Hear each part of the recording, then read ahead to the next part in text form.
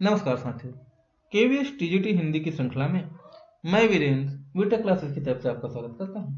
हम लोग पढ़ रहे हैं बाल महाभारत कथा। तो आज पढ़ेंगे राजदूत संजय के बारे में। जो लोग चैनल पे पहली बार हैं चैनल को सब्सक्राइब कर लें, लाइक शेयर करते चलें। तो चलिए शुरू करते हैं। उपप्लव्य नगर में रहते हुए पांडव ने अपने मित्र राजाओं को दूतों द्वारा संदेश भेजकर कोई 7 और छौड़ी सेना एकत्र की। उधर कौरवों ने भी अपने मित्रों द्वारा काफी बड़ी सेना इकट्ठा कर ली, जो 11 और छौड़ी तक हो गई थी। पंचाल नरेश के पुरोहित जो युधिष्ठिर की ओर से राजदूत बनकर हस्तिनापुर गए थे, नियत समय पर धृतराष्ट्र की राजसभा में पहुंचे। यथाविधि कुशल समाचार पूछने के बाद पांडवों की ओर से संधि का प्रस्ताव करते हुए वह बोले, युधिष्ठिर का विचार है कि युद्ध से संसार का नाश ही होगा।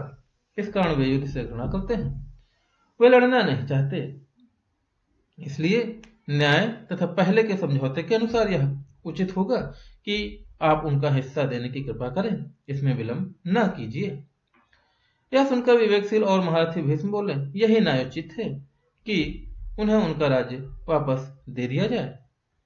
भीष्म की बात कर्ण को अप्रिय लगी। वह बड़े क्रोध के साथ भीष्म की बात काटकर दूत की ओर देखता हुआ बोला, 13वां वर्ष पूरा होने से पहले ही उन्होंने अभंग करके अपने आप को प्रकट कर दिया है, इसलिए शर्त के अनुसार उनको फिर से 12 वर्ष के लिए वनवास भोगना पड़ेगा। कर्ण के इस प्रकार बीच में उनकी बात काटकर बोलने से भीष्म को बड़ा क्रोध आया। वह बोले, राधा पुत्र, तुम बेकार की बातें कर रहे हो। यदि हम युधिष्ठिर के दूत के कहे अनुसार संधि नहीं करेंगे तो निश्चय ही युद्ध छिड़ जाएगा और उसमें दुर्योधन आज सबको पराजित होकर मृत्यु के मुंह में जाना पड़ेगा। भीष्म की बातों से सभा में खलबली मचते हुए देखकर धृतराष्ट्र बोले, सारे संसार की भलाई को ध्यान में रखकर मैं यह निश्चय किया है कि अपनी तरफ से संजय को दूत बनाकर पांडवों के पास भेजा जाए। फिर धृतराष्ट्र ने संजय को बुलाकर कहा, संजय, तुम पांडु पुत्रों के पास जाओ। वहां श्री कृष्ण, सात्यक, विराट आदि राजाओं से भी कहना कि मैंने सप्रेम उन सबकी कुशल पूछी है। वहां जाकर मेरी ओर से युद्ध न होने की चेष्टा करो। संजय उपबल को रवाना हुए। वहां पहुंचकर युधिष्ठिर की सभा में सबको विधिवत प्रणाम करके बोले, महाराज, धर्मराज महाराज धृतराष्ट्र ने आपकी कुशल पूछी है और कहा है कि वह युद्ध की बात नहीं करना चाहते, वह तो आपकी मित्रता चाहते हैं। संजय की ये बातें सुनकर राजा युधिष्ठिर बड़े प्रसन्न हुए और बोले, मैं तो संधि ही चाहता हूं। युद्ध का विचार करते ही मेरा मन घृणा से भर जाता है। यदि हमें अपना राज्य वापस मिल जाए तो हम अपने सारे कष्ट भूल जाएंगे। संजय ने कहा, युधिष्ठिर, धृतराष्ट्र के पुत्र न तो अपने पिता की बात पर ध्यान देते हैं, न भीष्म की ही कुछ सुनते हैं। आप सदा से ही न्याय पर स्थिर हैं, आप युद्ध की चाह न करें। संजय की ये बातें सुनकर युधिष्ठिर बोले, संजय, श्री कृष्ण दोनों पक्षों के लोगों के हित चिंतक हैं, वह जो सलाह देंगे वैसा ही मैं करूंगा। तभी श्री कृष्ण बोले, मैं स्वयं हस्तिनापुर जाना उचित समझता हूं। मेरी यही इच्छा है कि कौरवों से संधि की जा सकती है तो की जाए। श्री कृष्ण के बाद युधिष्ठिर फिर बोले, संजय, कौरवों को राजसभा में जाकर महाराज धृतराष्ट्र की को मेरी तरफ से प्रार्थना पूर्वक संदेश सुनाना कि कम से कम हमें 5 गांव ही दे दें। हम 5 भाई इसी से संतोष कर लेंगे और संधि करने को तैयार होंगे। युधिष्ठिर का यह संदेश लेकर संजय पांडव तथा श्री कृष्ण से विदा होकर हस्तिनापुर को रवाना हो गए। राजसभा में आकर युधिष्ठिर की सभा में जो चर्चा हुई थी उसका सारा हाल कह सुनाया।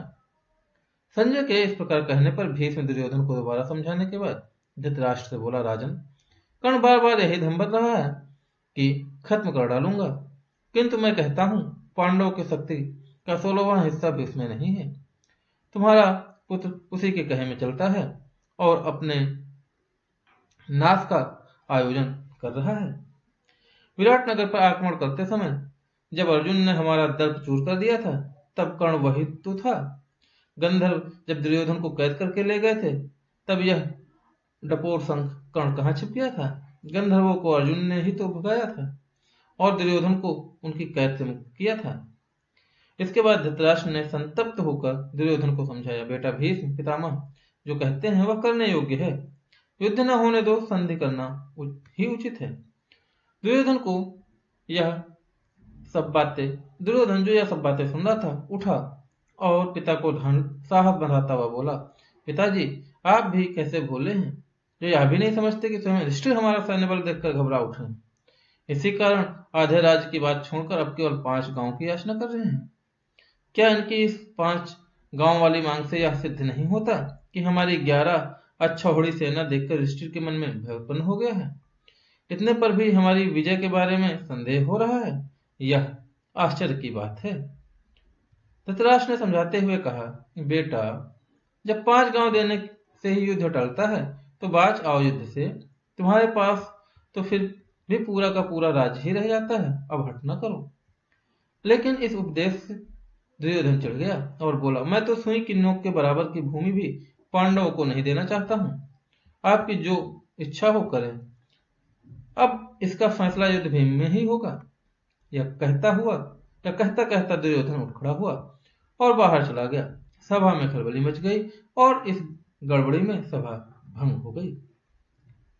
इधर संजय के उपबल से रवाना हो जाने के बाद युधिष्ठिर श्री कृष्ण से बोले, वासुदेव संजय तो महाराज धृतराष्ट्र के मानो दूसरे प्राण हैं। उनकी बातों से मुझे महाराज के मन की बात स्पष्ट रूप से मालूम हो गई है। मैं तो कहला भेजा है कि केवल 5 गांव से ही संतोष कर लूंगा, किंतु ऐसा लगता है कि वे दुष्ट इतना भी देने को तैयार नहीं होंगे।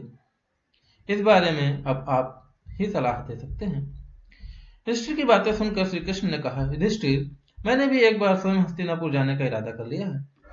तुम लोगों को सतत्तों को युद्ध से बचाने की चेष्टा करूंगा। यदि मैं सफल हुआ तो इससे सारे संसार का कल्याण होगा। युधिष्ठिर ने कहा, श्री कृष्ण मुझे लगता है कि आप वहां न जाएं। दुर्योधन का कोई ठिकाना नहीं है कि वह कब क्या कर बैठे। मुझे भय है कि कहीं वह आप पर ही प्रहार न कर दे।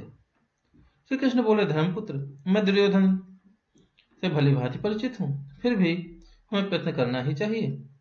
किसी के यह कहने की गुंजाइश ही मैं नहीं रखना चाहता कि मुझे शांति स्थापित करने का जो प्रयास करना चाहिए था वह नहीं किया, इसलिए मेरा तो जाना ही ठीक होगा। इतना कहकर श्री कृष्ण हस्तिनापुर के लिए विदा हुए। साथियों ये पाठ यहीं तक, आगे शांतिदूत श्री कृष्ण के साथ में नए वीडियो के साथ में मिलते हैं। तो जो लोग चैनल पे पहली बार है सब्सक्राइब कर लें, लाइक शेयर करते चलें। किसी भी प्रकार का संदेह है तो कमेंट के माध्यम से पूछें। मिलते हैं नए वीडियो के साथ में, तब तक के लिए ख्याल रखिए।